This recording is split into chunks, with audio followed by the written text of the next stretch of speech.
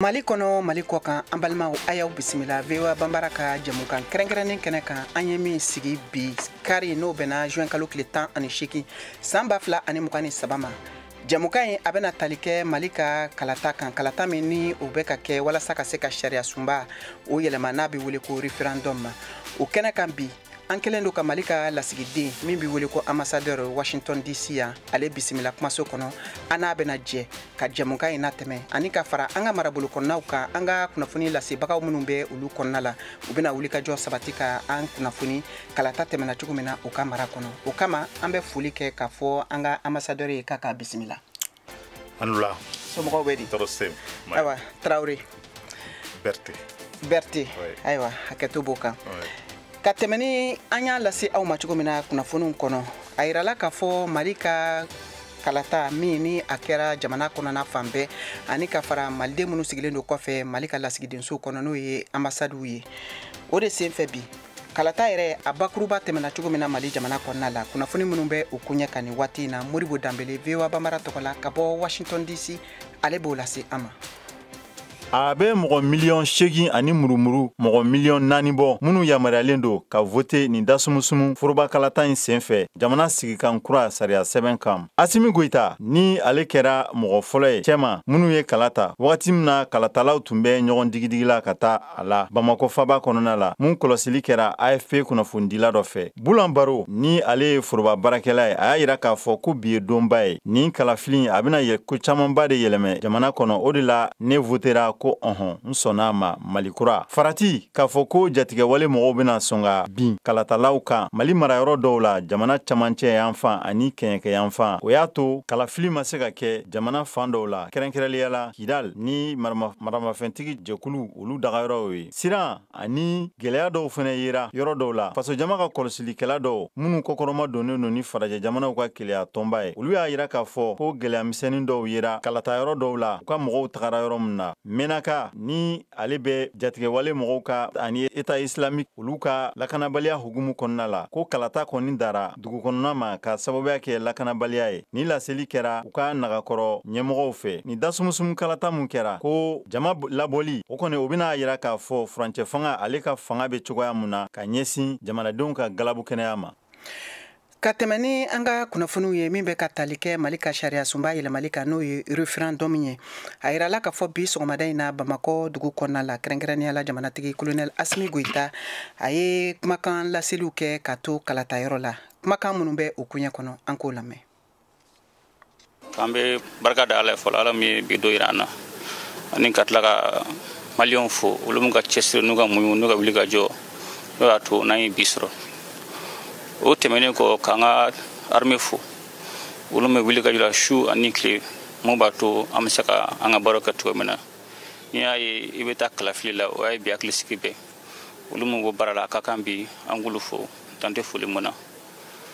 o tɛmɛnen kɔ n dalen b'a la ni kalafili n'o ye jamana sariya sunba kura o tɛmɛko la n dalen b'a la nin kɔfɛ i bɛna kɛ sababu ye mun bɛna nin basigi Mali jamana kɔnɔ mun bɛna ni yɛlɛmani ko caman ye Mali jamana maracogo la mun bɛ to Mali jamanadenw ka laɲini caman bɛ sabati n b'a to basigi bɛna Mali jamana kɔnɔ Maliɲɛnw ka laɲini u ka sɔrɔ olu bɛ sabati mais mun ɲini Maliɲɛnw fɛ ni kalafili min démocratie de don ni mana tɛmɛna a jaabi mana kɛ fɛn fɛn ye n b'a ɲini Maliɲɛn bɛɛ fɛ bɛɛ k'i tɛgɛ di ɲɔgɔn ma an bɛɛ ka jɛ ka to jamana kɔ ka jamana kelen de b'an bolo ni jamana tɛ fɛn foyi tɛ yen donc n bɛ foli bila Maliɲɛn bɛɛ la Ala ka bi tile kuncɛ ɲuman d'an bɛɛ lajɛlen ma Ala ka laban ɲuman d'an bɛɛ lajɛlen ma. An bɛ taa Bamakɔ kalataw tɛmɛna cogo min na Bamakɔ sigidaw kɔnɔna la n'o ye kominiw ye Mohamed Daɲoko VOA tɔgɔ la ka bɔ Bamakɔ ale ye munumunu salo kɛ kalatayɔrɔ dɔw la a ye kunnafoni minnu sɔrɔ o de filɛ nin ye. Bi kalafili donya in na maa caman bɛ yen olu y'u ka kalafili ka sɔrɔ gɛlɛya ma ye a la i n'a fɔ Karim Daw. A baara ɲɛna a kɛcogo ɲɛna défaut si t'a la wa sɛgɛn t'a la n'i nana n'i ye ka bureau ye dɔrɔn i bɛ ka baara kɛ i bɛ taa foyi t'a la. Sidi Kulibali ale ni a muso olu bɔra fo Kati ka n'u ka kalafili Kalabankura ani Garantigibugu gɛlɛya dɔɔni o donna u ta la Sidi Kulibali. Bon fasoko de don ni fasoko la distance ko t'o la an bɔla Kati ne bɛ an tɛ centre kelen yɛrɛ ne bɛ Kalabankura ale bɛ Garantigibugu yan an nana voter an ye kala fili ne ta la problème foyi ma kɛ ne ta la mais gɛlɛya dɔɔni kun donna ale ta la Ala barika la o sera ka wuli fana a voter la donc an bɛ Ala barika da. Lassine Traoré ale kɔni tun ye bataki ci yaasa ka ka kalafiliso ka o dɔn jaabi mun cira a ma ani a nana mun ye kalafiliyɔrɔ yɛrɛ la olu tɛ kelen ye. Lassine Traoré. Message ci déjà les messages ci ka bureau de vote bɛ ci ma ne message ci depuis mercredi je crois. J'ai reçu le message comme quoi je Baka Djoukoroni Adela. Bon, je suis parti là-bas, j'ai fait 2 heures de temps à tourner. Après, je me rends compte que nous sommes au niveau de B. Donc, je suis découragé à cause de ça. Donc, au moins, s'il y avait un accueil d'orientation, les gens. Voilà, ina fo Lassine Traoré Nene Goita fana ale fana ta tun ye o cogo kelen ye nga a mɛnna munumunu na fo ka taa I ka dɔn ka fɔ a ka kalafiliso ka o ye ka ka kalafili Nene Goita. Gɛlɛya kun donna kalafili la parce que liste minnu bɛ da la bɛɛ ka liste affiché len tɛ alors que personnel minnu bɛ salle kɔnɔna la liste bɛɛ b'u bolo donc ce qui fait que mɔgɔ caman taara so parce que m'u tɔgɔ ye da la alors que salle kɔnɔnaw la liste bɛ yen nɔ effectivement. Boubacar Diakité n'ale Bako Djikoronie kalafiliso o ɲamaba ye ale bɛ ɲɛfɔli kɛ ni yɛlɛma min donna kow la. Ni Bako Djikoronie beta d'habitude second cycle kɔnɔna la Bako B u b'a fɔ de ma ko Bako B o mɔgɔ bɛ voter premier cycle Bako A mɔgɔ bɛ voter mais n'i y'a lajɛ centre Bako B élection na o bureau o nombre est 28 de mais n'i y'o cours jateminɛ second cycle il y a que 24 bureaux de vote 24 de bɛ yen mais o yɛrɛ bɛɛ ma ta 23 de taara yan. Bon, 23 bureaux tara second cycle là n'a pas fait mal me faut ma ko Bako A donc au de yɛlɛmara o kɛ Bako A ye maintenant ka premier cycle kɛ Bako B parce qu'il y a 28 bureaux de vote il y a plus de 30 salles là-bas il y a salle ko crise bi en donne à tête au maximum 24 cas en mago dumbe 23 là pour le centre A donc au de a centre A kɛra o yɛlɛmani a tɛ tɛmɛ mètre 100 kan okɔliso fila filɛ nin ye u ma jan ɲɔgɔn na yɛrɛ bon o yɔrɔnin susi de bɛ. maa caman de kɔni bɛ yen olu kɔni Lassine Traoré I n'a fɔ Nene Goita ta kɛra cogo min na bataki cilen kɔ fɛn mun cira u ma u nana u y'o ɲini ka dɛsɛ u ma u ka kalafiliso ye u seginna ka taa so. Mohamed Daɲuko VOA Bambara tɔgɔ la ka bɔ Bamako. An bɛ taa Katikaw fɛ kala ni o ye sariya sunba yɛlɛmali ye a kɛra Kati mara kɔnɔna la a yirala k'a fɔ a kɛra basigi kɔnɔ o senfɛ VOA ka lasigiden min bɛ Kati Lamisa Sangare ale fana ye munumunu kɛ a ye maaw dalasumu ka kunnafoni minnu sɔrɔ an k'o lamɛn. Kati Sanafara zone garage la tilegan fɛ Modibo Watara min ye maire délégué ale ko baara tagacogo ka ɲi. N y'a ye mɔgɔw bɛ ka bɔ mɔgɔw bɛ ka k'u sɛbɛ ye en tout cas Sanafara kɔnɔ yan nɔ ka taa se Kangona ma comme ne ye maire délégué yan nɔ n ka kɔlɔsili sera o yɔrɔ ma mɔgɔw bɛ ka bɔ ka na u bɛ ka kala ta. Musa Kuyate ye politiki kɛbaga ye nka olu ka cɛsiri fanga bonyara kosɛbɛ mɔgɔ labɔ ko la a k'u y'o kɛ kun dɔ de kama. An ye politiki mɔgɔ ye mais ni y'anw cɛsirilen nin ko la bi parce que nin ko tɛ politiki ko ye bilen hali n'a kɛra politiki ye a politiko kɔni ye ka jamana sigi senkura kan senkura min bɛ jamana nin bɔ nɔgɔ la o de y'anw cɛsira la. Baara daminɛ ni sisan cɛ a ɲɛ b'a ko la cogo di. Bon baara daminɛ sisan ka taa sɔgɔmada ka bɛ 8 heures ne bɛ yan ne bɛ taa ni ka segin na centre ni ɲɔgɔn cɛ tiɲɛ yɛrɛ la baara nin kɔni ne yɛrɛ kɔni kɔntannen don parce que jama bɔra yɛrɛ dɔ bɛ ka n'u sen na dɔ bɛ ka na mobili la dɔ bɛ ka na sotaramaw la u y'a kɛ maliko ye k'a kɛ yɛrɛ ko ye. ɲɔgɔn sama ma ye nin zɛ in kalata la Kati yan nɔ mun nana n'o ye Musa Kuyate. N'i y'a ye o ma ye nin na parce que ne hakili la bɛɛ hakilina ye kelen nin na hali n'o y'a sɔrɔ mɔgɔ dɔw bɛ yen nɔ k'a ma bɛn olu ma olu mɔgɔw man ca Kati yan kosɛbɛ i jango ka bureau de vote la o ye mɔgɔ kelen n'o tɛ n'i y'a bɛɛ kɛlɛ kɛ dɔrɔn a ta ka bɛɛ kelen de ma. Manga misɛnnin tɛ parce que bɛɛ bɛnnen don kelen ma an y'a daminɛ cogo min na bɛɛ bɛ yɛlɛ la bɛɛ bɛ content na an bɛ ka dumuni di ɲɔgɔn ma an bɛ ka ji di ɲɔgɔn ma an bɛ ka balimaya ni sinjiya kɛ yan sariya min yɛrɛ kɔnɔ bi n'a fɔra ko sigi ka fɔ kurukan fuga ne hakili la an y'a daminɛ yan ka ban bɛn bɛ yan kelenya bɛ yan baasi foyi tɛ yan. Adam Sidibe ye wasaden kɔrɔ ye ale ko bɛɛ de tun kan ka nin zɛ in kalata k'i kungo ye. Non an bɛ Ala fo ka barika da parce que 92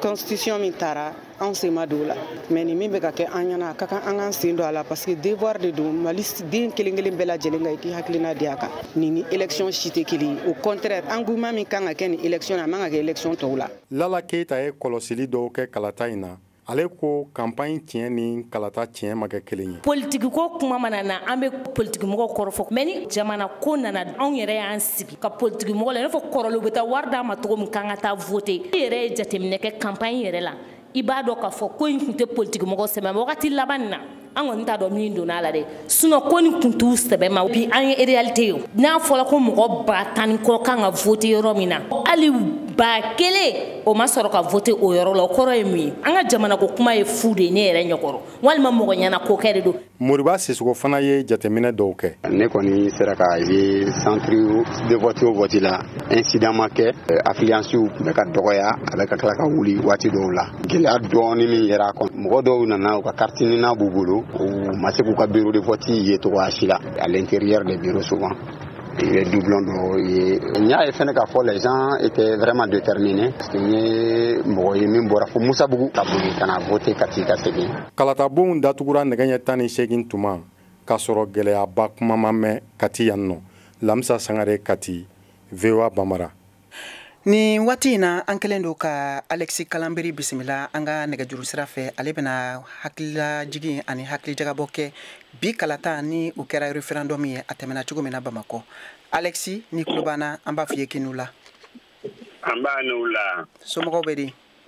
tɔɔrɔ tɛ an b'a latanu ayiwa an b'a dɔn k'a fɔ kala kɔni taara Bamakɔ sigida bɛɛ lajɛlen kɔnɔ i n'a fɔ a kɛra marabolo kɔnɔnaw la cogo min na ani ka fara hali maliden minnu bɛ kɔfɛ awa bi kalata e yɛrɛ ka hakilinaw ye mun ye a tɛmɛna cogo di Mali kɔnɔ kɛrɛnkɛrɛnnenya la Bamakɔ an bɛ se ka min fɔ a la Bamakɔ y'a mankan ma bɔ a la nka o fana tun bɛ faamuya ka tugu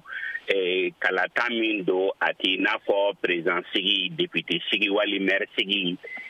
olu o ɲɔgɔnna tɛ k'a fɔ ko dɔ b'a fɛ n ka tɛmɛ jagoya la o tɛ mankan fɛn o fɛn min na o ye fɛn o fɛn kɛra yɛrɛfɔ waati la minnu ko u sen b'a la minnu k'u b'a fɛ minnu k'u t'a fɛ minnu kan ka bɔ minnu kan ka na bɔ o bɛɛ kɛra yanni bi cɛ nka bi ta nafa yɛrɛ kɔni kun ye min ye o ye ka kalata nataw k'olu ɲɛbila ka dɔn gɛlɛya minnu bɛna se ka bɔ a la ani ɲɛbila minnu kan ka kɛ walasa k'olu kunbɛn ayiwa e bɛ se k'a fɔ an ye yala mɔgɔw bɔra wa i n'a fɔ a laɲini tun kɛlen don cogo min na fan fila bɛɛ fɛ ni dɔw tun sɔnnen don a ma ni o ye oui ye ani minnu ko k'olu ma sɔn a ma n'o ye non ye awa atmosphère n'o ye yɔrɔ yɛrɛ cogoya ye kin kɔnɔ a tun bɛ cogo di bi i ye mun jateminɛ Bamakɔ yan mɔgɔw ma bɔ i n'a fɔ mankan bonyana cogoya min na kun bɛ se ka sigi n'a ye cogoya min na mɔgɔw ma bɔ ten o bi faamuya fɛnɛ ka tugu ma caman ɲɛna mɔgɔ caman sigilen don k'a fɔ ko a bɛna kɛ i n'a fɔ i bɛ ka tali waati o kɔni ɲɔgɔnna tɛ mɛ mɔgɔw ma bɔ i n'a fɔ an b'a ye kɔrɔlen cogoya min na ayiwa nin diyara n ye nin tun ye Alexis Kalambiri ale ka hakilinaw n'a ka sɛgɛsɛgɛliw ye kunnafoni sɛnsɛnna don ka bɔ Bamakɔ ka tɛmɛ ni an ka nin jamukan kɛrɛnkɛrɛnnen ye min sigilen don kalataw kun kan ni o ye referendum ye an bɛ kuma di Mariam Kuyate ma ale fana ye munumunu salo kɛ Bamakɔ kalata yɔrɔ dɔw la a ye kunnafoni minnu sɔrɔ k'an sama o de filɛ nin ye ka kɛɲɛ ni sariya sunba kura wote baaraw ye an ye an senfa ka se Bamakɔ sigida 4 na bureau de vote 4 bɔɲɔgɔnkɔ an ye olu bɛɛ lajɛlen yala n'o ye lakɔliso B C Aminata Diop fo ka taa se Mamadou Sarma an ka jateminɛw senfɛ ni yɔrɔ kofɔlen ninnu na wote baaraw daminɛna kabini sɔgɔma nɛgɛ kaɲa 8 waati min ye baarakɛminɛw ye olu bɛɛ lajɛlen sabatilen don bureau de votew kɔnɔ lakana maaw olu fɛnɛ bɛ kɛnɛ kan fo ka taa se kunnafonidila maaw ma min ye votikɛlaw yɛrɛ ye n'o ye nin baara in yɛrɛ nafamayɔrɔ ye k'a daminɛ sɔgɔma nɛgɛ kaɲa 8 waati fo ka taa se midi kɔni ma maaw tun bɛ ka na dɔɔni dɔɔni o hukumu kɔnɔ an y'an ka kuma galama tegun vote baarakɛla dɔw la minnu sigikun ye yaasa nin baara in yɛrɛ ka kɛ a kɛcogo la ne tɔgɔ Kaba Kɔnde n bɛ Lafiyabugu yan nɔ cour constitutionnelle ye n ta kan k'a ka délégué yan nɔ lycée Mamadou Sarr cour kɔnɔna la yan bon an kɔni sera yan nɔ depuis 7h30 vraiment an kɔni y'a ye cogo min na depuis a daminɛ a bɛɛ dafalen don assesseurs naaniw bɛ bureau kɔnɔ président de bureau fana bɛ bureau kɔnɔna la bon vote kɛminɛw fana n'o ye urnes ni isoloirs ye ani sugantili bɛ kɛ fɛn minnu kan n b'a la n sɔnna ou bien ma sɔn oui ni non o y'a fɔ n ma o papiers bɛɛ dafalen don ani enveloppe a bɛɛ bɛ yen nɔ les textes juridiques an y'a bɛɛ y'u bolo. ayiwa votekɛlaw fana ka côté la olu ka ko bɛ cogo di. bon votekɛlaw u bɛ ka na dɔɔni dɔɔni u bɛ ka na dɔɔni dɔɔni mɔgɔ tɛ se ka fɛn fɔ a ko la comme bi ye dimanche bɛɛ yɛrɛ b'a dɔn dimanche don o bɛ bɛn mariage denw ma Bamakɔ yan nɔ furusiri denw ye kungo caman bɛ kɛ dimanche fɛ donc a bɛ se ka kɛ dɔw taar'u sen jɔ kungo kɛyɔrɔ la mais an jigi tugulen don k'a fɔ ko mɔgɔ bɛ na kɔfɛ dɔɔni dɔɔni don quoi maliyɛn yɛrɛ bɛ bɔ dɔɔni dɔɔni mais maliyɛn fana ka ko ko laban ko de ka di malɛnw ye donc i b'a ye a dɔw la sɔgɔmada in na an bɛ sɔgɔmada fɛla la fɔlɔ jama sen tɛ ka caya mais tagalen ɲɛfɛ jama bɛ kana dɔɔni dɔɔni hali sisan nɔ jama dɔw bɛ kana dɔɔni dɔɔni o labɛnw bɛ ka sabati u bɛ na o dɔɔni dɔɔni don. ne tɔgɔ Namakɔrɔ Kante. ayiwa e de ye yan président de vote. awɔ. i bɛ se ka dɔɔni ɲɛfɔ an ɲɛna sɔgɔmada in na ko ɲɛw yɛrɛ k'a la. bon sɔgɔmada in na depuis an bɛ yan nɔ avant 7 heures an kɔni an nana an ka minɛnw bɛɛ sɔrɔ mɔgɔ bɛ ka na en même temps mɔgɔ caman fɛnɛ bɛ yen minnu b'u ka carte ta bon olu bɛ na n'u y'u ka carte ta an b'u dɛmɛ k'u ka carte ɲini ka d'u ma en même temps k'u la voter. mais est ce que majɛgɛrɛ sɔrɔla aw bolo baara in na hali dugu jɛra. bon depuis ka dugu jɛ nɔfɛ an ma gɛlɛya foyi sɔrɔ a la fɔlɔ an ma gɛlɛya foyi sɔrɔ. bureau joli de b'aw ka centre kɔnɔ. bon bureau 12 de bɛ yan lycée Umaru Sar la. o siratigɛ la maa dɔw sela ka wete dɔw yɛrɛ fɛnɛ ma se ka wete ka da majɛ dɔw kan u ka sɛbɛnkow la an ka maa dɔw lamɛn. votera sɔgɔmada na ne y'a yira sɔgɔmada na ne nana ne kɔni ka vote kɛra ma gɛlɛya foyi sɔrɔ a la n ka carte n ye n ka salle dɔn dɔrɔn n donna n ye n ka vote kɛ n y'a kɛ nɔgɔya la ka bɔ nɔgɔya la. ne tɔgɔ ye Awa Keita bon ne nana vote kɛyɔrɔ la ne ka carte ma ye ko ne votera Kayi ka tɛmɛ ko mais k'u bɛ fɛɛrɛ kɛ ka transfert kɛ n bɛ vote yan nɔ a kɔni ka di ye ka vote parce que n ye fasoden ɲuman de n b'a fɛ ka vote. mais ko k'i votera Kayi o kɛla don jumɛn. o mɛnna élection tɛmɛbaga a kɛra o de la élection tɛmɛbaga a kɛra o de la n ka nina bɛ n bolo n taara n ka fɛn recherche kɛ a ma ye an y'a don n y'a di neve dɔ ma an y'a don machine kɔnɔ o y'a yɛrɛ ko n votera Kayi ka so de ko mais ko dans peu de temps ko salle 7 u bɛna n bila n bɛna salle 7 la n bɛna vote yan. o ye wagati f'i ɲɛna. ah ko dans 2 mois o ko dans 2 mois. a ma se ka vote bi. bon Musa Kulubali. awɔ e vote la. awɔ ne votera. dɔɔni ɲɛfɔ an ɲɛna ko kɛla cogo di. bon vote ko kɔni a kɔni ka nɔgɔn ne nana ne ma gɛlɛya foyi sɔrɔ a la zan ye fasoden ɲuman ye. Tinal Salum Traoré. n ka carte nina bɛ ne bolo ne nana n ka carte d'électeur sɔrɔ ɲini d'habitude n ka carte d'électeur filɛ nin ye ne bɛ voter Mamadou Sarr la bureau 0 numéro 9 bon j'étais sûre ko n bɛna sɔrɔ yan ne nana ka bureau de vote bɛɛ kɛ ne tɔgɔ tɛ yen donc u bɛ numéro min composé min bɛ a labɔ ne y'o composé a bɛ tɔgɔ min labɔ ça doit être un nom jusque vers le nord donc ne ka carte ma ye a bɛ comme u y'a envoyé ka taa voilà que je ne peux pas voter o de ne ka problème ye parce que n t'a dɔn nin bɛ résolu cogo cogo sisan. ayiwa an balimaw aw yɛrɛ ɲɛ b'a la cogo min na ni wote baaraw daminɛna kabini sɔgɔma nɛgɛ kaɲa 8 waati a bɛna kun cɛ wula nɛgɛ kaɲa 18 ni ala ma baasi kɛ a kunnafoni tɔw an bɛna o bɛɛ lajɛlen walawala aw ye mariam kuyate ni mɔkta bari ka bɔ bamako. aw de bɛ kunnafoni mɔlen sɛnsɛnnen di anw ma bamanankan na VOA Afrique filɛ nin ye 102 fiɲɛ sira kan bamako mali la. an balimaw an tun y'a lase aw ma cogo min na jɛmukan daminɛ la k'a fɔ mali ka lasigiden an kɛlen don ka ale bisimila an ka kumaso kɔnɔ yan bi ni o ye Seku Bɛrite ye ambassadeur kɛrɛnkɛrɛnnenya la ka bɔ Washington DC. awa an bɛna kuma di a ma son excellence Nula Kokura. nba Mariam. ayiwa ni ye jateminɛ kɛ bi ye donba di don min n'an bɛ se k'a fɔ maliden caman fɛnɛ tun sigilen bɛ k'a makɔnɔ n'o ye yɛlɛma bɛ se ka don cogo min na jamana ka sariya sunba la. awa e yɛrɛ ka hakilinaw ye mun y'a koɲɛ kan. Mariam, n b'a fɛ d'abord ka VOA remercier ka VOA tando ka kuma di yan bi an ka kuma bi kan référendum constitution kan n'o b'a fɔ ma jamana yɛrɛ sariya sunba o vote de bɛ bi bi donba ye Mali bolo. Mara i b'a dɔn a ka ca san 30 sisan président bɛɛ bɛ ka essayer k'an ka sariya sunba falen a tun tɛ ka se ka sira sɔrɔ mais vraiment transition nana k'u fasa fili ɲɔgɔn y'o kɛra assise fɛ o y'a yira ko ka sariya sunba in falen bi a baara kɛra mɔgɔ caman votera yɔrɔ an ka bureau ma datugu fɔlɔ mais Mali la bureau caman datuguna ka ban an fɛ yan Washington ani état tɔw kɔnɔ mɔgɔ kɔni bɛ ka voter et puis mɔgɔw bɛɛ kana an y'a ye yɛrɛ vraiment a ye engouement min créer a ye compteur min créer mɔgɔ fɛ mɔgɔ caman nana ko bɛ voter mais dɔw bɛ o tɔgɔ bɛ liste la dɔw bɛ o tɔgɔ tɛ liste la bon vraiment ne yɛrɛ n bɛna profiter bi ka fɔ mɔgɔw ye pour que i ka voter faut que tɔgɔ yɛrɛ ka kɛ liste kan san liste électorale de dayɛlɛlen don de octobre à décembre pour que mɔgɔw k'u tɔgɔ di k'u enregistrer liste kan o b'a to i bɛ se ka voter ni élection bɛ ni i m'o kɛ hali n'i nana i tɔgɔ tɛ liste kan i b'a fɛ ka voter i tɛna se ka voter parce que sariya y'o de fɔ. Ayiwa n'i ye jateminɛ kɛ an ye mɔgɔ damadɔw lamɛn sisan an ka kunnafoni lasebagaw fɛ ka bɔ Bamako a yirala k'a fɔ fɛn min ye mɔgɔ caman ye olu ma se k'u tɔgɔ ye dɔw yɛrɛ y'a yira k'a fɔ u ka kalata yɔrɔw u ma se ka dɔn min ye gɛlɛya don olu yɛrɛ ka vote yɛrɛ taabolo la wa dɔw fana y'a yira k'a fɔ jama ma bɔ i n'a fɔ a tun laɲininen don cogo min na e yɛrɛ bolo mun y'o kɛ kunnafoni de ma cari a cari cogo la wa walima a koɲɛ bɛ cogo di. Bon ne bɛ se ka min fɔ yɔrɔ la komi n ye kuma ni min fɔ sisan o nɔ b'o la dɔɔni yarɔ liste électorale ko in a bɛ mɔgɔ kɔnɔ i bɛ bali ka wuli ten ka taa vote kɛ ka taa voter alors que a tɛ ten kalita-fili jamana caman bɛ yen Mariam pour que ka voter il faut que olu b'i jagoya de ka taa voter européen jamana dɔw b'a kɛ n'i ma voter fana u bɛ fine de ci ma amende de bɛ ci ma i b'o sara mais anw fɛ yan Mali la vote ye libre de ye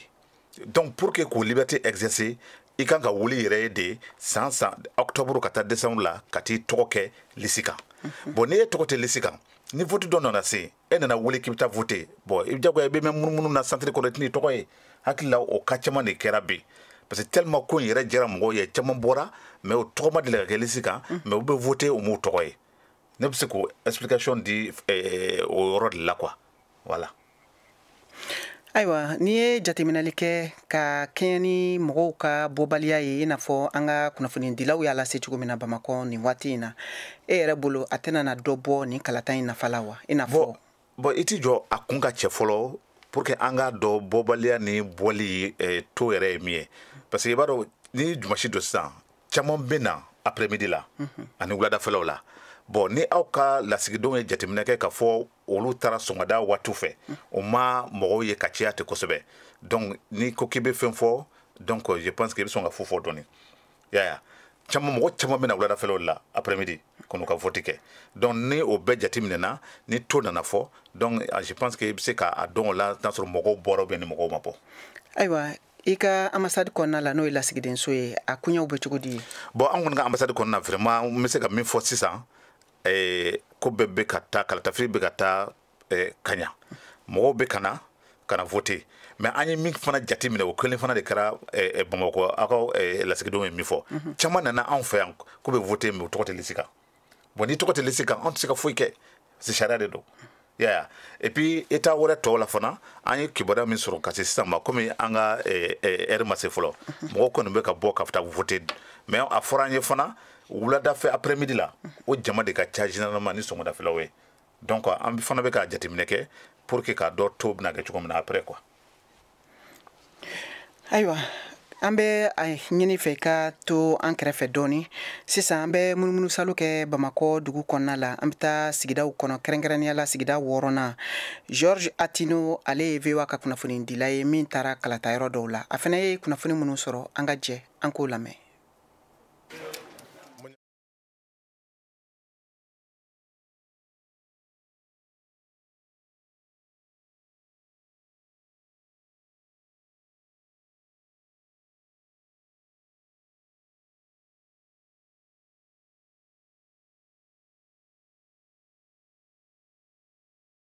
Voilà, o min o tɔ ye gundo ye voilà n kɔni votera an votera a banna. Maakɔrɔw olu de bɔra ka caya kosɛbɛ yan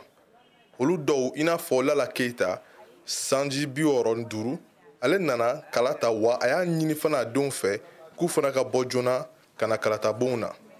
Ni vote kɔni fɔra dɔrɔn ne bɛ vote depuis Ala k'an da n bɛ vote vote ka ɲi kosɛbɛ minnu t'a kɛ kɔni ne ma dɔn u t'a kɛ ka da kun min kan. I bɛ voter dɛ wa ne den bɛɛ votera ka ban sɔgɔmaden dɔ taara ko mama o y'a sɔrɔ n bɛ ka n ka walaha seli k'e bɛ walaha seli de la n ko awɔ ni tilal'o la sisan n bɛ taa tilala walaha seli la dɔrɔn n bɔra ka na voter. Sifin dɔw olu fana bɔra ka na u hakilina jira ni sariya kura ko in taliko la nka olu cɛma dɔw fana ma sɔn ka na Isa Dugu Malika fɔ la o si tɛ fosi bɔ u ka malidenya sabula Mali ɲɛ bɛɛ lajɛlen. Bon jamana ɲɛmɔgɔ ko k'an ka bɔ an ka na voter donc bon ni jamana ɲɛmɔgɔ ye welewele bila an dun ye jamanaden an bɛna an ka welewele jaabi bon minnu ko k'u tɛna voter olu y'a faamu ten an minnu fana nana voter an fana y'a faamu ten bon ne tɛ mɔgɔ si jalaki ne kɔni nana ne bolo o ye ne ka conviction ye moi je bon ne nana minnu ma na bon u fana ka conviction b'u bolo an bɛɛ maliyɛn jamana y'an bɛɛ ta ye mais tôt ou tard an bɛɛ bɛ tila ka ɲɔgɔn sɔrɔ Mali kɔnɔ bon ne nana en tant que malien bon jamana ɲɛmɔgɔ ko k'an ka bɔ an ka na voter donc bon ni jamana ɲɛmɔgɔ ye welewele bila an dun ye jamanaden an bɛna an ka welewele jaabi. Bamako sigida 6nan la kalataw tɛmɛna ka ɲɛ hakilisigi kɔnɔ o baaraw yɛrɛ olu tun kɔlɔsilen bɛ ani tun jateminɛlen don jɛkulu dɔw fɛ Dr Jire Mohamed Kassoum ale y'olu dɔ ye. An nana depuis 7h25 déjà an nana sɔrɔ bureau ninnu bɛ préparé depuis surɔkada donc 8h pile u y'a daminɛ an b'u fo o baara la an bɛ se ka mun fɔ vote bɛɛ ni hakilina de don vote ye secret de bɛɛ kan k'i ka vote kɛ i bɛ fan mun fɛ i b'o de ta donc anw ka baara ye mun ye an ka se ka mɔgɔw dɛmɛ pour que u ka se ka t'u ka vote kɛ parce que ka vote o ye devoir citoyen de ye ka vote o ye k'a fɔ k'i bɛ jamana fɛ de. Kalataw olu bɛ to sen na Bamako sigida 6nan ani Mali fan 14 bɛɛ lajɛlen kɔnɔ fo nɛgɛ kaɲɛ 18 waati. Georges Atino, VOA Bambara tɔgɔ la, Bamako. Ka segin ka na aw ma ka lase aw ma hali bi k'a fɔ aw tulo bɛ VOA Bambara ka jamukan kɛrɛnkɛrɛnnen de la min bɛ tali kɛ sariya sunba yɛlɛmali kan n'an k'o ma ko référendum.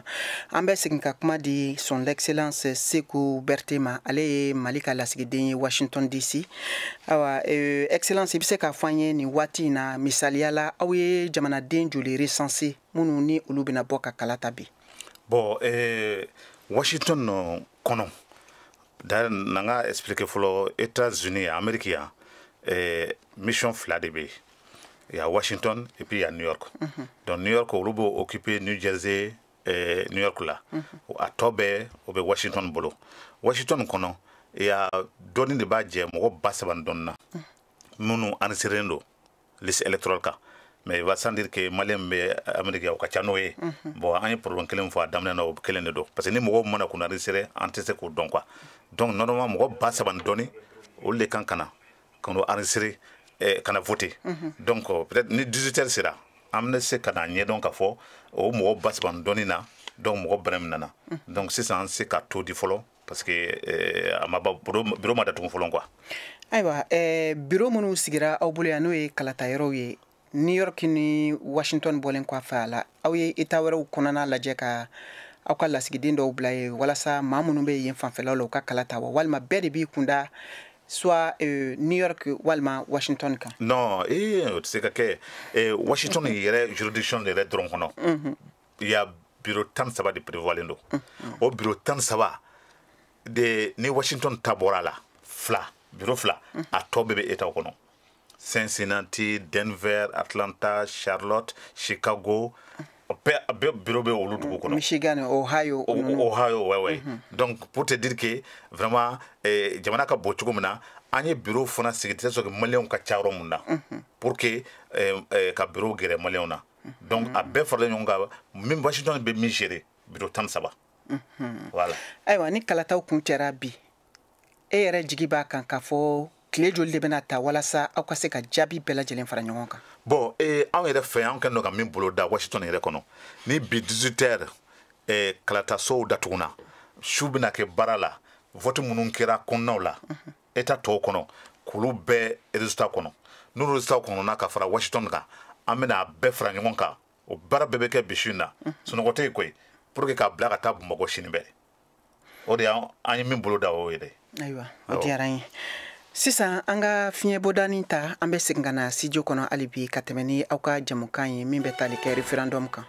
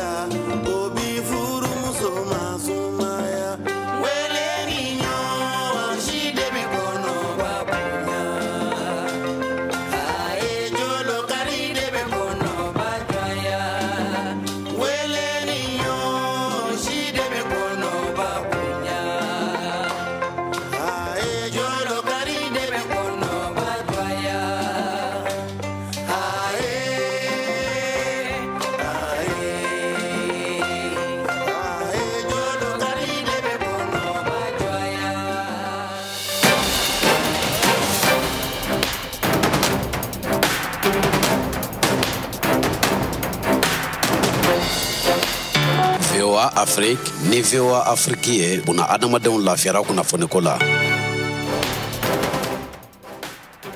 Foli ni tamni an b'o kɛ ka taa aw ma ka fɔ aw ye k'aw bisimila ko kura VOA Banbara ka jamukan kɛrɛnkɛrɛnnen kɛnɛ kan. Aw minnu b'a fɛ ka jamukan in lamɛn aw bɛ se k'an sɔrɔ an ka radio fiɲɛsiraw bɛɛ lajɛlen kan. Bamakɔ Lamini ye fiɲɛ turukala 102 fiɲɛsira ye. Nioro di Sahel kaw b'an sɔrɔ radio Emergency ka 99.6. Ni waati in na Yuwaru aw b'an sɔrɔ radio Dunuya kan 101.2. Koro ani Bayangarala Lamini aw b'an sɔrɔ radio Uruna kan 93.2. Gawo kaw b'an sɔrɔ fiɲɛ turukala 106.1 ka Tumutu o ye 93 ye. Abidjan kaw b'an sɔrɔ 99 fiɲɛsira fɛ. Wagadugu fiɲɛ turukala 102.4. Aw bɛ se k'an sɔrɔ an ka bɔlɔlɔ siraba kan www.voabambara.com walima aw bɛ se k'aw sɔgɔ fɛnɛ an ka page Facebook, YouTube ani Instagram na VOA Bambara. K'a lase aw ma k'a fɔ jamukan bɛ k'a lase Mariam Tarawele fɛ ka bɔ studio 10 kɔnɔna la VOA soba kɔnɔ Washington DC. An kɛlen don ka dunanba min bisimila o ye Mali ka lasigiden son excellence Sekou Berté, ale min ye Mali ka ambassadeur ye Washington DC, min bɛ ka tali kɛ Mali ka sariya sunba yɛlɛmali ko kan n'o ye referendum ye. Sisan an bɛ munumunu salo daminɛ Mali marabolo kɔnɔnaw la, an b'an kunda Kayi mara kan. Kalata a kɛra basigi kɔnɔna la ye, min fɛnɛ sen fɛ maaw bɔra dɔɔni dɔɔni hali ni k'a sɔrɔ gɛlɛyani dɔw donna a kuɲɛ kɔnɔ. Isa Bakari Bacili, VOA tɔgɔla ka bɔ Kayi. An bɛ Kayi di centre de vote la Abdramane Gueye minnu ni olu ka baara bɛ ɲɛsinnen lakɔlɔsili ma, jateminɛ minnu ni u ye a kɛ kabini sɔgɔma fo sisan baaraw bɛ ka kɛ sariyaw kɔnɔ wa? Tɔgɔ Dantuma Keita, ne ye président de bureau numéro 12 Kayi di Abdramane Gueye kɔnɔ. An ma basi foyi sɔrɔ depuis 8h kana bila sisan na, donc mɔgɔw bɛ kana u bɛ ka voter, donc an ma degun foyi sɔrɔ a kɔnɔ. Donc ne tɛ se ka kuma ni tɔ ye, n bɛ se ka kuma ni ne kɔni t'a la an ka minɛ récupérer, donc an y'a bɛɛ vérifier, ne kɔni ka minɛ bɛɛ tun dafalen don. Ne tɔgɔ Sidi Modibo Kane, ne ye délégué de la Cour constitutionnelle élection référendaire in na Kayi di centre la. Anw ka baara ye k'a jateminɛ ni baara in kɛra sariya kɔnɔ, et puis k'a lajɛ ni baara yɛrɛ kɛminɛw, ça veut dire bureau de vote assesseurs dafara, baarakɛminɛ bɛɛ bɛ yan wa, sariya sɛbɛnw bɛ yan minnu y'u yamaruya wa, anw ka baara fanba y'o ye. An y'a jateminɛ a bɛɛ bɛ sariya kɔnɔ alhamdulilayi. Kayi di centre in kɔnɔna bureau tɛ taa fɛn fɛn kɔ, a bɛɛ dafalen don. Gɛlɛyanu olu sɔrɔla baaraw kɔnɔna la, nka o tɛ na basiba don vote in na. O ye Adama Kulibali, ye bureau numéro 10 président ye. An bɛ se k'a fɔ n ko an ma gɛlɛyaba sɔrɔ baaraw daminɛw la. Voilà, gɛlɛya fitinin min bɛ n'o sɔrɔla la o ye électeurs mun bɛ na ni u kalannen tɛ, donc u ka bureau identification gɛlɛya tun bɛ u dala dɔɔni, ani mɔgɔ kelen kelen dɔw b'a la u ma deli ka voter, donc n'u nana u tɛ a kalama kosɛbɛ, sinon n'o tɛ an ma problème foyi sɔrɔ n'olu bɔra la. Fuseni Dibagare don, Kayi di. Non, Kayi di yan an bɛ yan kabini sɔgɔma, gɛlɛya ma sɔrɔ Kayi di, o gɛlɛyaba tɛ, parce que dɔw bɛ yen u ka photo tɛ sanfɛ, mais n'u donna les listes électorales i bɛ taa ka sɔrɔ u tɔgɔw bɛ yen, donc dɔw yɛrɛ fana i b'a sɔrɔ u tɔgɔw bɛ yen, mais n'u donna u ka carte tɛ yen. Boulou, mais ça n'a pas empêché vraiment que les gens votent quand même. Donc on est un appel lancé 4 femmes, ni nous avons corrigé avant les échanges venant maintenant donc comme nous avons corrigé car tout cas sur au place là liste électorale la tout quand sur liste mumbe affiché partout là quand tout est normal qu'a corrigé vraiment au défendant Kayi Kosobe. Ne tɔgɔ ye Fuseni Konate, ne b'a fɔ cɛ IRD mais n bɛ en coordination des partis politiques et associations de tɔgɔ la an ma gɛlɛyaba sɔrɔ à part mɔgɔ dɔw bɛ na u t'u ka bureau retrouver ou bien dɔw nana k'a sɔrɔ carte t'u bolo comme a fɔra ko carte d'identité i ka na n'o ye dɔrɔn mais n'u ka carte d'identité nana u ka bureau u t'a ye o gɛlɛya nin b'a maaw bɛ n'a la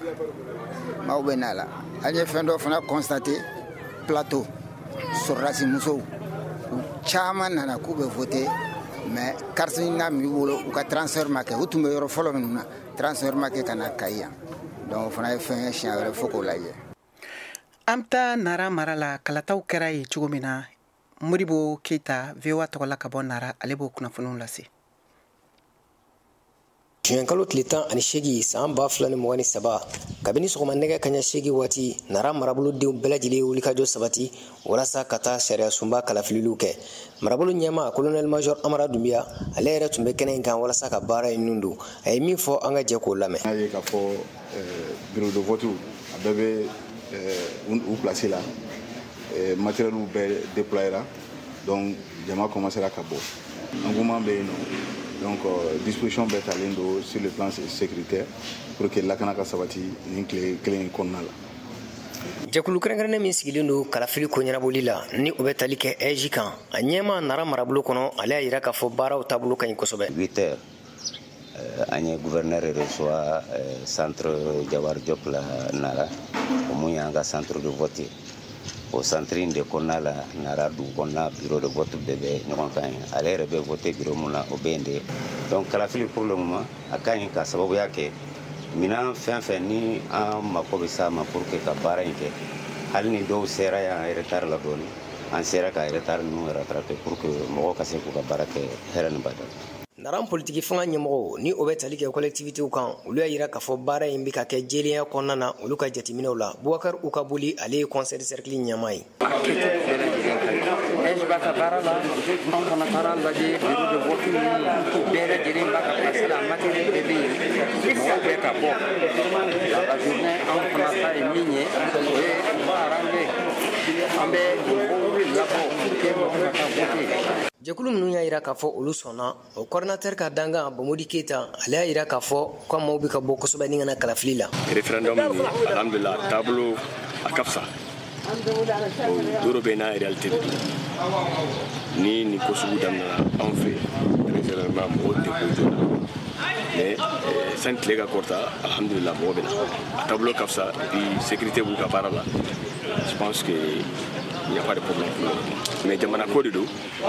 an bɛ mobilisation kɛ an b'a kan. Musow jɔyɔrɔ ka bon kosɛbɛ jamana jɔli la o kama Kodeya Danba ale bɛ nana ka kala fili a bɛ ɲɛfɔli ka ɲɛ. waati min na komi waati an ma gɛlɛya foyi ye ni mɔgɔ mɔgɔ nana cɛ fara muso kan ni ma kati sɔrɔ an bɛ kati wagati centre falenba de bɛ lakanabaga la finitigi bɛɛ la dɔ bɛ yan nɔ. Kalafili ye fasodenya jɔsen dɔ ye o kama Nara marabolo dugutigiw bɛɛ lajɛlen u ye wele bila u ka dugudenw ma bɛɛ bɛ se ka bɔ cogoya min na ni ka taa kalafili. Jara Keita ale kumana dugutigiw bɛɛ lajɛlen tɔgɔ la. Mɔgɔ si kana to kɔfɛ nin ye an yɛrɛ ka ko de ye an yɛrɛ ka ko dilanlen don an yɛrɛ ka ko don an yɛrɛ ka hɛrɛ b'a la ala sago a ka bonya b'a la. Nara marabolo komini 11 bɛɛ lajɛlen kɔnɔ baaraw nun donna basigi o kɔnɔna na wulumasiri tabaw olu yɛrɛ kɛn bɛ ka wulikajɔ sabati kosɛbɛ walasa kalafili bɛ se ka kɛ lakana kɔnɔna na. Modibo Keita VOA Bambara ka bɔ Nara. Ayiwa ka tɛmɛ ni kunnafoniw ye an b'a da kulo ka fɔ Nara mara la gɛlɛyani dɔw donna kalata kɔnɔna la i b'a u ka kalata yɔrɔ 3 bɛ yen nɔ cɛ marifatigi dɔw moto sanfɛ taara ka taa o kalata gafew bɛɛ lajɛlen ta min kɛra Falu o commune kɔnɔna la. Sisan an bɛ segin ka na studio kɔnɔ an bɛ kuma di son excellence Seku Berté ma Mali ka lasigiden Washington DC. Ayiwa Monsieur Berté i bɔra sisan ka kunnafoni labanw lamɛn an ka kunnafoni dilaw fɛ kɛrɛnkɛrɛnnenya la minnu kɛra kana se fo Nara mara ma n'a yira la sisan k'a fɔ gɛlɛyani dɔw kɛra kalata yɔrɔ 3 ɲɔgɔnna bawo cɛ marifatigi dɔw taara ka taa kalata gafew ta ka taa ni u ye e ka hakilina ye jumɛn ye o yɔrɔ la. Ok madame bon ne yɛrɛ ne siɲɛ fɔlɔ ye ko n kun t'a kalama mais n'i y'a jateminɛ Mali dugu bɛɛ kɔnɔ ni jamana belebeleba in kɔnɔ ko an bɔra min na ka se bi ma bɛɛ b'o kalama ko nara ni incident kɛra ye et puis mɔgɔ ni ma to a la foyi ma kɛ donc u nana gafe no fɛnw cɛ ka taa n'a ye donc madame je pense que an bɛ se ka fɔ alhamdulilayi voilà n'a sɔrɔ ni incident dɔrɔn do et vraiment yɔrɔ tɔsi foyi ma kɛ on peut dire que ala barika ouais. Ayiwa misaliya minnu yiralen filɛ nin ye nin kalata hukumu kɔnɔ bi Mali jamana fan bɛɛ ani Mali ka lasigidenso minnu bɛ jamana kɔfɛ e yɛrɛ bolo ɲɛbila baaraw do ka kɔ jamanatigi sigi kalata ɲɛ min ka kan ka kɛ san 2024 na wa misaliya la oui mara o kɔni o ma se fɔlila yɛrɛ nin ye koba de jamana kɔnɔ pour que élection minnu bɛ nalen n'a kun bɛ cɛ février 2024 n'o ye président kalatafili ye ka président kura ta o kun fɔlɔ de filɛ nin ye tan nin bɛna c'est à dire que sun kura de di an ka jamana ma parce que an mɛnna yobo yaba la bɛɛ ko k'u bɛ constitution falen président fɛn fɛn tɛmɛna o si ma se bɛɛ tora yobo yaba la n'a ma ɲa transition nana bi ka constitution kura d'a ma constitution min dilanna maliyɛnw yɛrɛ fɛ maliyɛnw sigira k'a dilan ka bɛn a kan k'a sigi k'o k'an ka sariya sunba ye donc an bɛ se k'a fɔ nin ye tagabolo kura de daminɛnen Mali kɔnɔ ala k'o kɛ ɲɛtaga ye. Sisan an bɛ taa Sikaso mara la kala taara ye cogo min na Awa Banba VOA tɔgɔ la ka bɔ Sikaso ale fɛnɛ b'o kunnafoniw lase.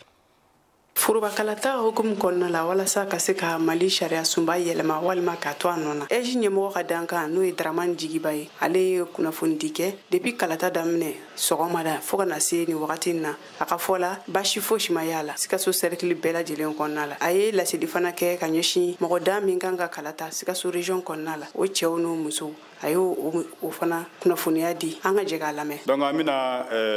hakɛ ninnu fɔ ye hakɛ ninnu fana gafe minnu dira an ma an ka ɲɛmɔgɔ fɛ EJ la donc an y'olu de kɔnɔna lajɛ donc olu de ye an ka baarakɛminɛnw ye donc olu b'a yira k'a fɔ n'i ye a jate minɛ Sikaso region kɔnɔ n'a fɔra ko Sikaso region kɔrɔ ko tɛ dɛ Sikaso région Kucala, Bougouni. Donc,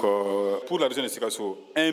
342 671 électeurs. Bamankana, et ma million kele, ba keme saba, binani, ani fla, keme woro, ani biolon fla, ani kele. Muso ye 689 043 femmes. Voilà, ba keme woro, bisegini kononton, ani pinani, ani saba. Tcheye 653 628 hommes. Ba keme woro, bis duruni saba, keme woro, ani mwan segi. Cercle Sikaso, keme sarala, Sikaso cercle be 28,43%. Keme sarala, mwan segi, murumuru, binani, ani saba. Donc, on est jatoye Sikaso région kono, ani Sikaso cercle kono. N'a jate mineke, on y coordination EJ régionale en fana be kunnafoni ɲini an be taa yala an be kunnafoniw ɲini ani an fana ye mɔgɔw wele yoroso ka mɔgɔw wele cercle caman na k'a lajɛ n'a y'a sɔrɔ gɛlɛya be jango yɔrɔ minnu n'a be bɛɛ hakili la k'a fɔ ko olu tɛna kɛ nka kunnafoni kana se sisan ma parce que an be kuma de kan wala ka se 16h ma ani ni fɛn kɛra an tɛ mun kalama o kotɛ dɛ an bɛ mun kalama u y'a yira k'a fɔ tiɲɛna wote in a bila ka kɛ basigi la gɛlɛyaba tɛ yen fɔlɔ comme hadamaden bara y'a kɛ cogo cogo fɛnnin dɔw kan ka fɛn dɔ dafa o y'a tagalan ye mais o t'a bali n'an ko gɛlɛya ni fɛn b'a bali fɛn ma kɛ fɔlɔ ma fɛn mɛn fɔlɔ mun bila k'a bali donc a bɛɛ bila ka kɛ a kɛcogo la ka se nin wagati ma. aw k'a dɔn k'a fɔ ko jama bɔra kosɛbɛ Sikaso fan bɛɛ lajɛlen fɛ walasa u bɛ se k'u sen don nin kalata in na cogo min na hakili jiginna aw k'a dɔn k'a fɔ ko nin kalata in dabɔkun ye walasa ka Mali sariya juba gafe k'ale yɛlɛma ka taa sɔrɔ sariya juba gafe ale jɔyɔrɔ ka bon kosɛbɛ jamana ɲɛtaga baaraw la sabula an ka sariyaw bɛɛ lajɛlen bɛ bɔ o de kɔnɔ. Awa Banba VOA Banbara Sikaso. An bɛ taa Mali marabolo naaninan na n'o ye Segu mara ye kalataw a yirala k'a fɔ a kɛra basigi kɔnɔna la hali ni k'a sɔrɔ jama ma bɔ i n'a fɔ a laɲini tun kɛlen don cogo min na Segu o dugu kɔnɔna la Jeni Alibert ale bɛ o kunnafoniw lase VOA Banbara tɔgɔ la. Da sumusumuni kalata ni o ye referendum kalataw ye olu nun donna kabi bi sɔgɔmada in na Segu mara la nɛgɛ kanɲɛ 8 waati o siratigɛ kɔnɔna la an ye wulikajɔ kɛ Segu dugu kɔnɔna la kabi nɛgɛ 16 waati fo kana se nin waati ma an bɛ munumunu salo la Segu fɛn min ye Marikala ale min bɛ kilomɛtiri 35 ani Segu cɛ an ye ayiwa ale maire kɔrɔ Denba Jalo la sɔrɔ nɛgɛjuru sira la a b'a hakilina di an ma Marikala kalata cogoya la. Alhamdulillah mɔgɔ an hakilila kɔni bɛ jama bɔra dɔrɔn ale bien vrai que baara daminɛ ka ca mais mɔgɔ bɔra o y'a ko kan bon an kɔni hakilila kɔni n'an ma kuma ɲɛ fɛ kojugu kɔni dugu kɔni ka se ka emporter inchallah fɛn min ye l'actuel maire ani CB ani commandant autorité fɛn min bɛ bɛɛ kɔni wulila k'o jɔ olu yɛrɛ tora voté bureau bɛɛ dayɛlɛ mankan ma kɛ foyi ma kɛ fo an kɔni bɛ yɔrɔ min na sisan mankan foyi tɛ yen. o tɛmɛnen kɔ ka bɔ yen an ye sifinnaka dɔ fana lasɔrɔ barawulikaw fɛ an bɛ min tɔgɔ to dogo la ale fana y'a jira an na k'a fɔ voté taabolo ka ɲi barawuli ani ko baasi foyi tɛ yen. Ouais, chez nous, il n'y a pas de problème. Bien, baasi foyi tɛ yan. Dans le cercle de barawuli quand même, il n'y a pas de problème dans le cercle de barawuli. An ka munumunu salo hukumu kɔnɔna la an ye nin cɛlaka in fana sɔrɔ min fana bɛ a hakilina di an ma kalata nasira la. Ne tɔgɔ Isayi Dako. Ne nana voter la vraiment nisɔndiyalen don voter taabolo yɛrɛ a diyara an ye kosɛbɛ. Bon an kɔni nana an kɔni taa ka nataw da la koyi an kɔni bɛ wi de nɔ. Wa ala an tɛ fɛ a ka kɛ taa ka segin jan ye koyi kuma jan yɛrɛ kana y'a la. Bon vraiment voter kɔni tiɲɛ la vraiment taabolo diyara an ye anw pelengana yan nɔ. An n'a voté pelengana ekɔlisoba la. An ka munumunu salo kɔni ma a ye yɔrɔ si la k'a fɔ ko jamaba tonnen filɛ ɲɔgɔn kan kalata la nka sɛgɛsɛgɛliw y'a jira k'a fɔ kalataso dɔw kɔnɔna la ni maa 400 kan ka wote ayiwa nin waati la maa 100 ɲɔgɔn olu kɔni wotera jama bɛ kana zanni kelen kelen la Jeni Albert VOA Bambara tɔgɔ la ka bɔ Segu.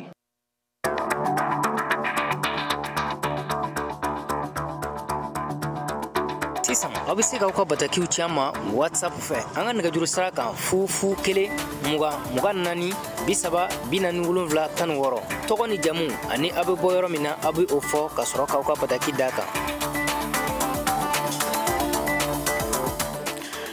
Kala se aw ma hali bi k'a fɔ aw sɔgɔlen don VOA Bambara ka radio fiɲɛsiraw la jamukan kɛrɛnkɛrɛnnen kɛnɛ kan min bɛ tali kɛ Mali sariya sunba yɛlɛmali kan n'o ye référendum ye. An bɛ taa sisan Bayankara mara la kɛrɛnkɛrɛnnenya la Korokaw fɛ kala a taara hali ni k'a sɔrɔ basigibaliya bɛ u ka mara kɔnɔ. Tijani Wedrago VOA Bambara tɔgɔ la ka bɔ Koro. I n'a fɔ Mali fan tɔw kalata min n'an b'a wele ko référendum o kɔni daminɛna Koro mara kɔnɔna na bi kari o kun kɔnɔna na an wulila ka se kalata yɔrɔ dɔw la ka se ka taa kɔɲɔw lajɛ Asitu Karambe an y'ale sɔrɔ ale kɔni kun tilala ka kalataw la. Ni Mali taara ɲɛ a ka d'an ye o kama de ne nana vote la ne fana b'a fɛ maliden ɲuman bɛɛ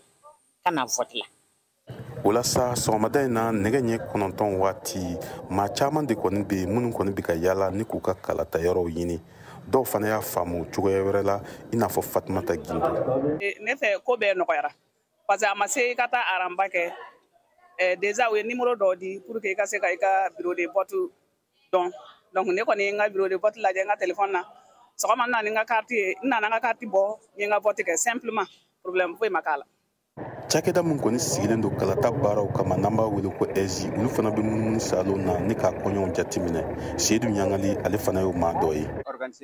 A daminɛ cogo kɔni ka ɲi bawo n'i y'a jateminɛ maaw bɛ ka na u ka kalaw ta n bɛ ka yaala biro dɔw la k'a lajɛ ni gɛlɛya minnu bɛ yen ni a baarakɛlaw bɛɛ lajɛlen bɛ sen kan. Nin kalata in yɛrɛ bɛ tali kɛ n sɔnna walima ma sɔn an ka Madu Kunduba ale ni Mamudu Sawadugu hakilinaw lamɛn. Ne ye wi de ta parce que an ka jamana in sɛgɛnna an yɛrɛ sɛgɛnna surtout Koro sɛgɛnna kojugu mobili Burkina a tɛna Moti a ka gɛlɛn yɔrɔ bɛɛ a ka gɛlɛn donc an bɛ wi ta pour que jamana in ka bɔ nɔgɔ ani sɛgɛn na e yɛrɛ ka don jamana in kɔnɔ o de ka di an ye. Fasoko de don i bɛ se ka wi ta i n'a fɔ i bɛ se ka nɔ ta cogo min ne ye nɔ de ta ne ye nɔ ta kun kama. O ye article 188 de mun b'a kɔnɔ o de ma diya ne ani article 187 bon ma sɔn yɔrɔ ninnu ma. Politikitɔn mɔgɔw olu fana ma to ko nin ko in na Yusuf Aya ale ye kodɛmu politikitɔnden dɔ ye Koro an k'ale lamɛn. Tout simplement je sais que n ye n ka devoir accompli devoir de citoyenneté alors faso baara don n kɔni ye votera mais n ye min voté o ye ne ni Ala de cɛ. Jama kɔni tɛ ka girin sɔgɔmada in na kosɛbɛ mun de na n'o ye Jɛnɛba Jimde ale ye cour constitutionnelle ka kɔlɔsiba dɔ ye an k'ale lamɛn. Mɔgɔw bɛ ka na dɔɔni mɔgɔw bɛ ka bɔ komi san fana nana dɔw taara foro la. Mun ye lakanako fanfɛ Mali fintigilakaw wulila sɔgɔmada in na ka taa togoda caman munumunu nka u ma yamaruya an ka u jaw ta Tijani Wedrago VOA Bambara tɔgɔ la ka bɔ Koro. Ka da nin kan sisan an bɛ taa Mopti Yuwaru o mara la a yirala k'a fɔ kalata ma se ka kɛ u ka sigida caman na ka sabu kɛ basigibaliya ye. Gourde Bokoum VOA tɔgɔ la ka bɔ Yuwaru.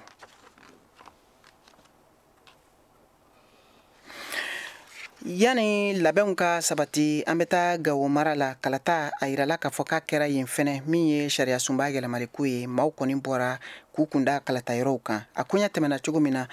Abdul Idrissa Nazer ale b'o lase VOA tɔgɔ la ka bɔ Gawo. Karido n'o bɛ bɛn juin kalo tile 18 ma san 2023 ka kɛɲɛ ni waleya min bɛ ka kɛ Mali fantan a 4 bɛɛ lajɛlen na n'o ye vote min bɛ ka kɛ Gawo du kɔnɔna na Gawo gouverneur a sera ka vote kɛyɔrɔ la n'o ye groupe scolaire Sané ye n'o bɛ sɔrɔ quartier la n'an k'a ma Sané Gawo 6e quartier gouverneur min ye a ka fasoden ɲumanya n'o ye vote ka a lawaleya a y'a sabati i ka dɔ ni centre masina in kɔnɔna na min ye gouverneur ye a ye welewelekan bila. Bi donba yɛrɛ parce que an ka jamanaden caman kun dalen t'a la ko vote min sera kɛ n'o kɛra fɔ anw kana vote yan donc o ye nisɔndiya de mais m'a ɲini mɔgɔw fɛ hali bi u ka bɔ temps b'an bolo fo 18h u ka bɔ u kana vote u ye dɔrɔn gagner tɛ fɛn ye mais mɔgɔ joli votera wi mɔgɔ caman ka bɔ hali bi population na kana vote o de bɛ se ka an nisɔndiya wulada fɛ. O tɛmɛnen kɔ ka bɔ yen cour constitutionnelle ale fana a ɲɛmaw ani minnu bilala ni ka baara in bɛɛ lajɛlen kɔlɔsi Gawo région kɔnɔna na olu fana yɛrɛ kɛnɛ in kɔnɔna na u b'a jira k'a fɔ ko min ye baara ɲɛ sa ni a kalifala u la min ye Gawo Ansongo Burem u ka cɛbɔ minnu bɛ ni olu ye u labɔ walasa u ka ko in bɛɛ lajɛlen kɔlɔsi olu bɔn bɛ ni ka se nin yɔrɔ ninnu bɛɛ lajɛlen na wa baara bɛ ka kɛ a ɲɛma. An bɛ yala in na depuis dugu jɛra an bɛ yala in na ni an ka ɲɛmɔgɔ don maître Maliki Ibrahim ale cour constitutionnelle mɔgɔ 9 min danaya dara mɔgɔ 9 min kan ka bila cour constitutionnelle kɔnɔ jamana bɛɛ ale bɔ o la donc olu fana ye danaya ta ka da ne kan ko ne ka Gawo région kalata jateminɛ ne fana ye danaya ta ka da Ousmane Sidibé kan k'ale ka Gawo cercle mɔgɔw ta jateminɛ o bɛ cogo min na danaya dara mɔgɔ wɛrɛ kan o bɛ ka Burem ta jateminɛ danaya dara mɔgɔ wɛrɛ kan o bɛ ka Ansongo ta jateminɛ an ye jateminɛ kɛ k'a fɔ an bɛ wuli an bɛ yala bureau de vote kɔnɔ k'a lajɛ ni an ye mɔgɔ minnu ta k'u kalan kalata kɛcogo la ni olu bɛ bureau ninnu kɔnɔ bon an nana o de la sisan an ye an ka mɔgɔ bɛɛ sɔrɔ bureau kɔnɔ u bɛɛ bɛ bureau kɔnɔ u bɛɛ bɛ ka baara kɛcogo la an bɛ se ka min fɔ fɔlɔ o ye o nisɔndiya kɔni b'a la mɔgɔ fɛn o fɛn taara k'a bila jateminɛ na bureau de vote fɛn o fɛn kɔnɔ a bɛɛ b'a place la. K'a jira la k'a fɔ ko fo ka se nin waati ma an m'a mɛn k'a fɔ ko gɛlɛya kɔni a sɔrɔla min ye nin vote ko in a koɲɛw ye. Sisan an bɛ taa Yuwaru Mopti mara la a yirala k'a fɔ kalan ma se ka taa u ka sigidaw bɛɛ lajɛlen kɔnɔ ka sabu kɛ basigibaliya ye Gurdu Bokum.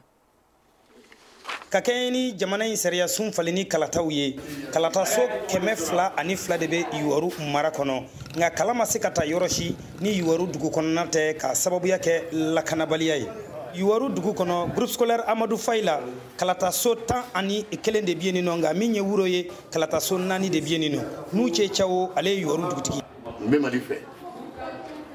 a bɛ o dɔn nin de fɛ parce que bi an bɛna an ka yɛrɛma hɔrɔnya de sɛbɛntiya an b'a ɲini bɛɛ fɛ bɛɛ ka na a ka ŋaniya ɲuman yira.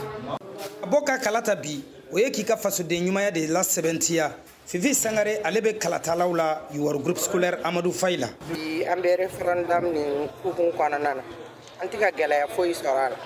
vote bɛ ka k'a ɲɛma sécurité fana bɛ fan bɛɛ fɛ u bɛ k'an kɔlɔsi jamana ko de don an ka k'an yɛrɛ ma hɔrɔn ye ka kɛ danbe ye. Politikimaw ma to kɔ nin ko in na u ka weledakan de ye k'a fɔ bɛɛ lajɛlen ka kalata yaasa wi bɛ se ka se sɔrɔ cogo min Demba Konta. Kalata in a kɛra sécurité kɔnɔ n bɛ fɛn min soutenir ça c'est le oui je suis pour le oui et je demande à tous de voter le oui.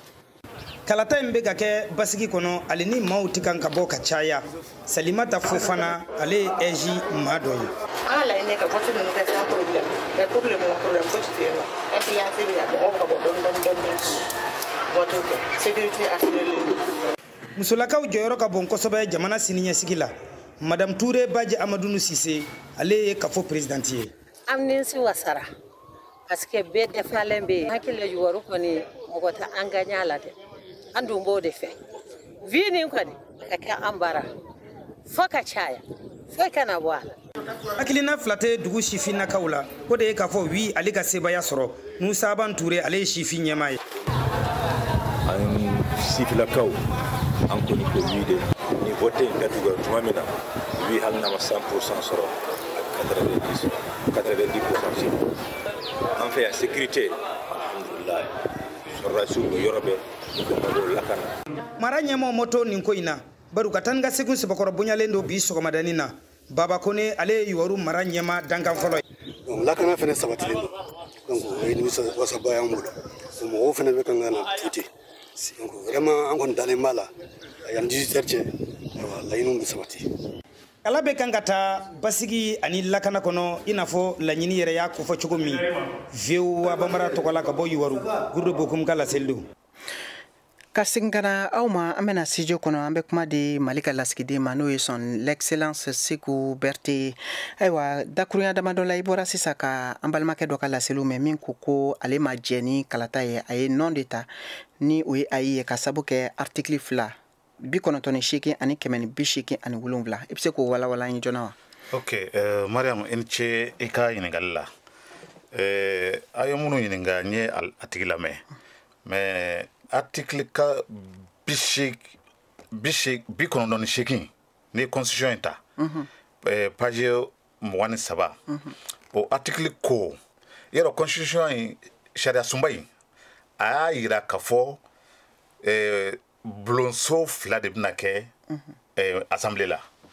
blonso folo député flana o sénat donc ko mo kelen tese kan fla be occuper à la fois article 98 yero kon masse folla est-ce que député an ka sénateur abodronika donc 187 ko coup d'état nyamarialité mali kono tuni ça c'est 187 au bout de fort coup d'état nyamarialité mali kono tuni et puis qu'on est coup d'état que be considéré comme crime de l'état mina à prescription tala aywa voilà femi kalata jabiwe ni jabiu bora ka ye ka fo sonkera ma chama bora ka son wima walma do sona noma kuma laban juma be bolo o kunka okay sisa ambe kalata mina ni wi chara ni noy okoro e amena continue ni election tawre election taw député sigi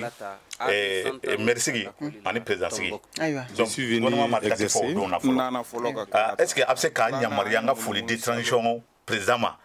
ani premier ministre ma ani aka gouvernement o yeni minke ni ka fo mariam anana election na mo ko madala ka kuma sika ke ko parce que transition mena watimina jamana ntambulu dugu bambulo me jamana te mais bibi na mse ka fo jamana bambulo anga dugu fana bambulo donc anga foli ke kasuma ni diara yin ka foli ke mal dembe la jele mali kono ni mali ko ka fo anya mi soro bi jemu kan kono kala se aw ma o de tuyeni aw ni ci aw ka kluma jola aw kambe watiwere Allahu Akbar ala yese kere chenoko masaba matrika duwaone ori basimo mangala ala basaguna ikoko kera kale no do la mereju Allahu